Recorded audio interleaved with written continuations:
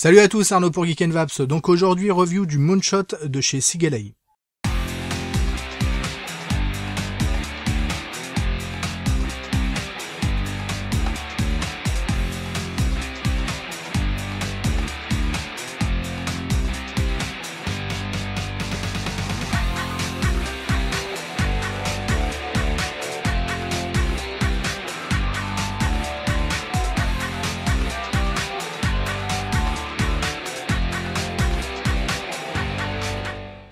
Alors le Moonshot est le nouvel atomiseur de chez Sigalei, mais pas uniquement. Il a été designé en collaboration avec le modeur Supremo, modeur californien, ce qui nous donne en fait un atomiseur vraiment particulier. En effet, le Moonshot est un atomiseur sous cloche, montage double coil. Il est en acier inoxydable et Pyrex avec un drip tip en Delrin, une connexion au niveau du 510 plaqué or et des isolateurs en pic. Il est clairement fait pour des gros nuages, montage double coil, des airflows très larges. On a deux cyclopes de 4,5 mm de large, donc c'est plutôt imposant. Le drip tip pareil est relativement large, mais on le verra, on peut adapter un drip tip 510 sans aucun souci. Et enfin, la contenance est de 2 ml. Concernant ces dimensions, on est sur 22 mm de diamètre et 38 mm de haut, donc quelque chose de relativement compact. Celui-ci me vient de chez Unicorn Vap, donc merci à Bertrand et Bastien. Allez, tout de suite on regarde tout ça en détail. Donc notre Moonshot arrive dans une petite boîte comme ça, métal, avec un design vraiment sympa, Vap it, love it. Derrière, on a le design by Supremo in San Jose. On ouvre notre boîte, alors à l'intérieur, pas mal de choses aussi écrites, donc vraiment le look sympa de la boîte. 30 à 200 watts, ça on verra un peu plus tard. On a quelques infos, bon ça c'est des trucs d'identification, rien de bien spécial. Sous la petite mousse, on va y retrouver bien entendu notre atomiseur, un Pyrex de remplacement, donc ça c'est toujours cool, ainsi que dans un sachet quelques joints de remplacement. Et enfin 2 clés Allen et des vis de rechange. Alors voici l'atomiseur de plus près, un look vraiment sympa, avec une petite gravure à la base, Moonshot, de l'autre côté Supremo, donc le nom du modeur. On le voit, quelque chose de relativement ramassé, avec un système d'airflow avec des butées, donc les deux larges airflow, build by Sigalei. En dessous, un 510, tout simple. Sur le dessus, on voit le drip tip, non amovible, en Delrin. On va pouvoir dévisser ce top cap pour accéder au système de remplissage, donc remplissage par le haut, ça c'est vraiment nickel. On va dévisser la base tout de suite. Donc complètement démontable au niveau du tank, quelques pièces. Ici on a vraiment, j'ai l'impression de voir un ato classique, un bottom coil, mais en mode super déformé. Ici on va avoir la chambre d'atomisation avec le S de Supremo. On va pouvoir dévisser donc toute cette base. Et là, particularité en fait, l'ensemble vient, c'est-à-dire qu'on n'a plus que la base et le plateau en fait se démonte entièrement.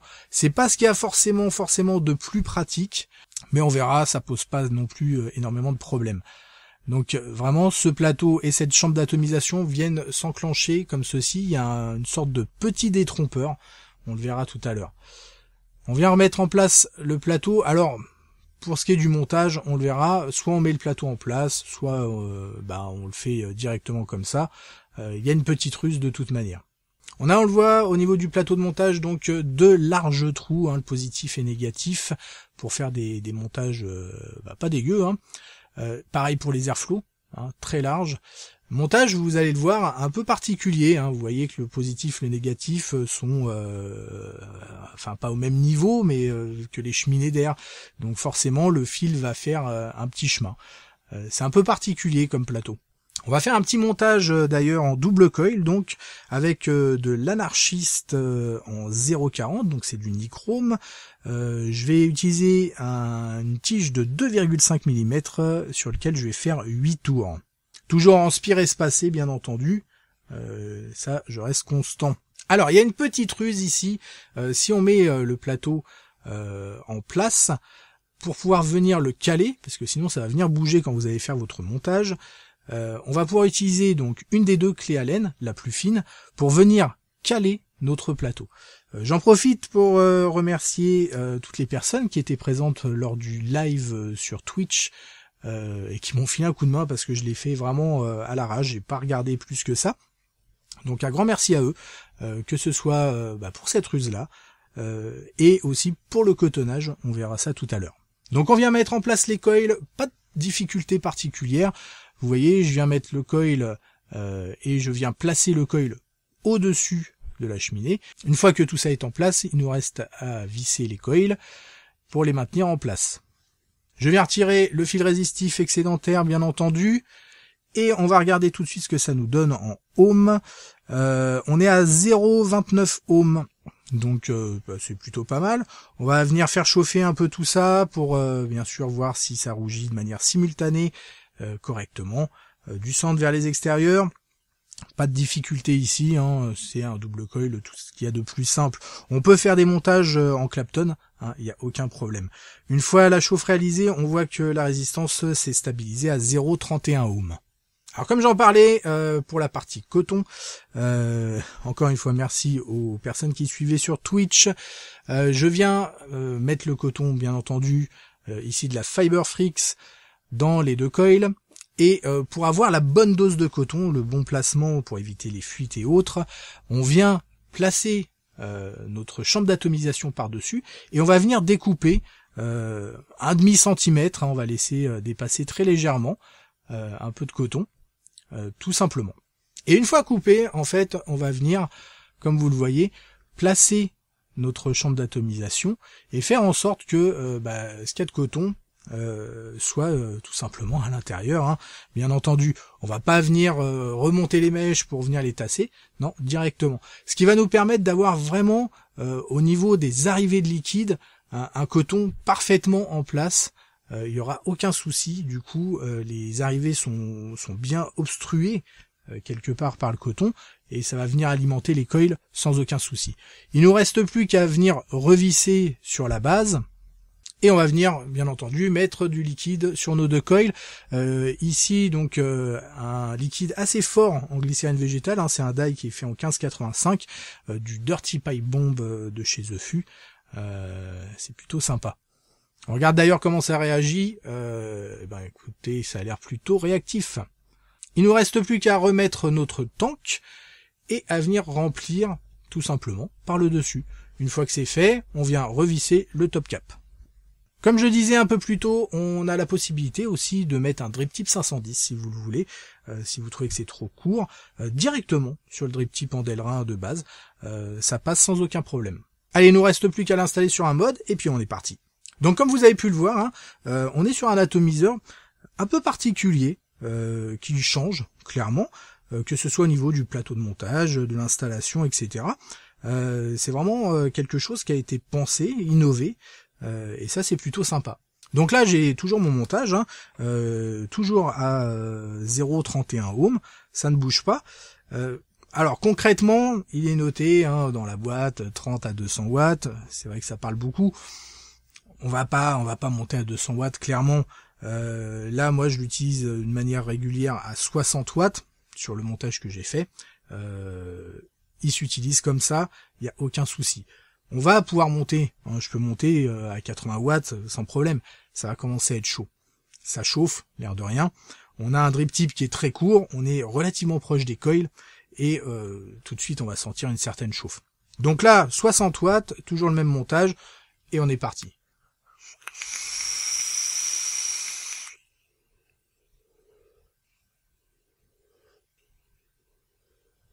Et là, effectivement, ça a été vraiment une bonne surprise. Je m'y attendais pas spécialement. Je savais pas trop ce qu'il allait donner. J'avais entendu pas mal de choses, des retours plus ou moins positifs. Que ce soit au niveau du montage, j'ai pas de fuite.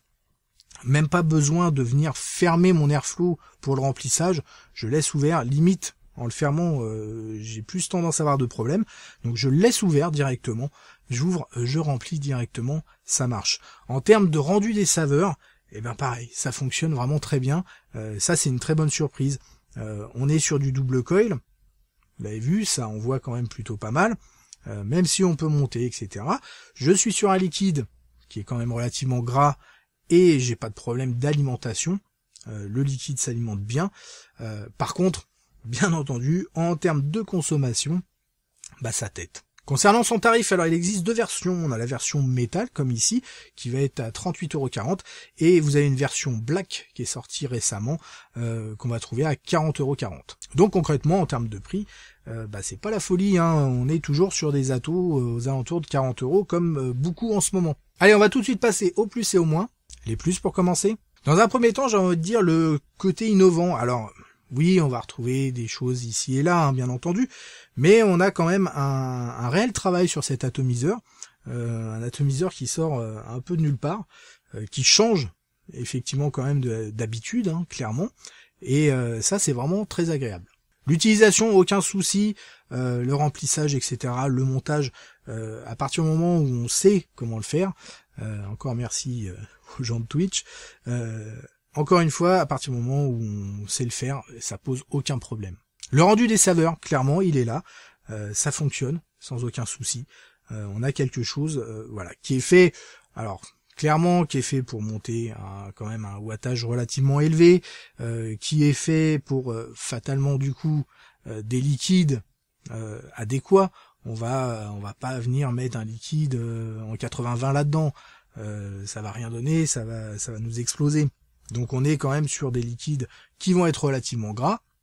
C'est sûr que si on vient mettre un liquide trop fluide, je pense que la fuite aussi y suivra, mais de toute manière c'est pas un atomiseur qui est fait pour. Mais par contre dans ces conditions, aucun souci, et effectivement les saveurs sont là. Et pour finir, qualité-prix, qualité de finition, rien à dire. Franchement c'est très propre, pour un tarif qui est clairement accessible, avec tout ce côté recherche au niveau design, on a quand même quelque chose qui est relativement ramassé, et c'est vraiment très très sympa. Et pareil, des petits détails, on a ce drip tip Andela en place, et c'est vrai qu'on peut venir mettre un autre drip tip derrière, parce que c'est toujours un peu la peur, pas pouvoir mettre un autre drip tip, etc. Pouvoir allonger un peu, s'éloigner directement de l'atomiseur, si ça chauffe un peu trop, sachant qu'à 60 watts, j'ai aucun problème. Les moins maintenant. Qui dit double coil dit saveur également aussi, dit consommation. Consommation de liquide, c'est clair, ça part très vite. On n'a que de 2 millilitres, forcément. Alors il existe, j'ai vu un modeur, alors je me souviens plus, qui a sorti des tanks plus hauts, qui vont pouvoir permettre d'avoir, je sais plus, 4 millilitres, je crois que jusqu'à 4 millilitres. Effectivement, je sais pas si derrière ça va fonctionner aussi bien, je sais pas si le fait d'augmenter le tank, d'avoir 4 millilitres, du coup, est-ce qu'on va pas avoir une trop grande pression et des problèmes de fuite?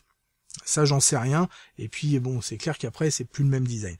Donc, oui, ça va consommer, clairement. Maintenant, le remplissage étant très simple, c'est vrai que c'est moins contraignant, et puis c'est vrai qu'on a pas mal d'atomiseurs en ce moment, qui consomment, l'Avocado consomme, entre autres. Quand on a de la saveur derrière, c'est rarement sans consommation, et puis c'est des atomiseurs qui sont souvent faits pour des liquides relativement gras, des liquides qu'on avait tendance à garder exclusivement pour des utilisations en dripper. Là c'est un peu comme si on avait des drippers avec un minimum de contenance. Voilà, mis à part ça, j'ai vraiment rien à lui reprocher. Tout fonctionne bien. À partir du moment où on a un montage adéquat, il n'y a pas de problème. J'ai vu des personnes faire des montages en Clapton, ça doit très bien marcher aussi. Là en anarchiste, c'est très réactif, ça marche super bien, et très simple à monter. Voilà, en tout cas du tout bon, réellement une surprise, une bonne surprise, donc ça c'est cool. Bertrand m'en avait parlé, il m'avait dit tu verras, moi j'étais un peu dubitatif, j'avoue, et effectivement, je suis pas déçu. Allez, on se retrouve très rapidement pour de nouvelles aventures. Merci d'avoir regardé cette vidéo. N'oubliez pas de vous inscrire ou de participer à l'Edus, et en attendant, une très bonne vape à tous.